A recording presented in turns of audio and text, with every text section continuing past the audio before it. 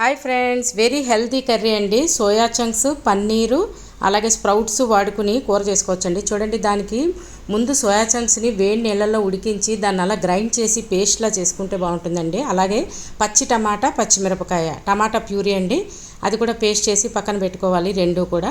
అలాగే ఒక బాణీ పెట్టుకుని అందులో ఒక స్పూన్ ఆయిల్ వేసుకుని జింజర్ గార్లిక్ పేస్ట్, సాల్ట్ వేసుకుని కొద్దిగా వేగిన తర్వాత ఉల్లిపాయ ముక్కలండి, ఉల్లిపాయ పేస్ట్గా వాడలేదు వేళ, చూసారా ఉల్లిపాయ ముక్కలు.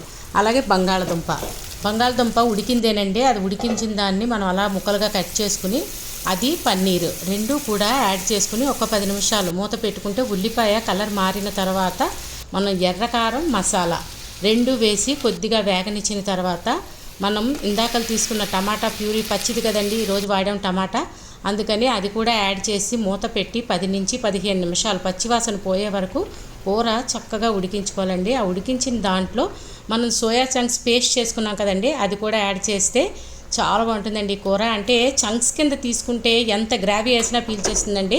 ఇలా ఒక పేస్ట్ చేసి చూడండి, కూర ఖచ్చితంగా టేస్ట్ మారుతుంది, ప్లస్ చాలా బాగుంటుందండి. చపాతీకి చక్కగా పేస్ట్ లాగా బాగుంటుంది తీసుకోవడానికి. అలాగే దానిలో కొద్దిగా కొత్తిమీర, స్ప్రౌట్స్ అన్నాను కదండి, స్ప్రౌట్స్ నేను ఎప్పుడు చెప్తున్నాను కదండి తీసుకుంటే చాలా మంచిది. ఇది స్ప్రౌట్స్ని ఎలా చేసానో కింద డిస్క్రిప్షన్ బాక్స్లో పెడతాను, ఒకసారి చూడండి. అనేక రూపాల్లో స్ప్రౌట్స్ తీసుకుంటే మన ఆరోగ్యానికి చాలా మంచిదండి.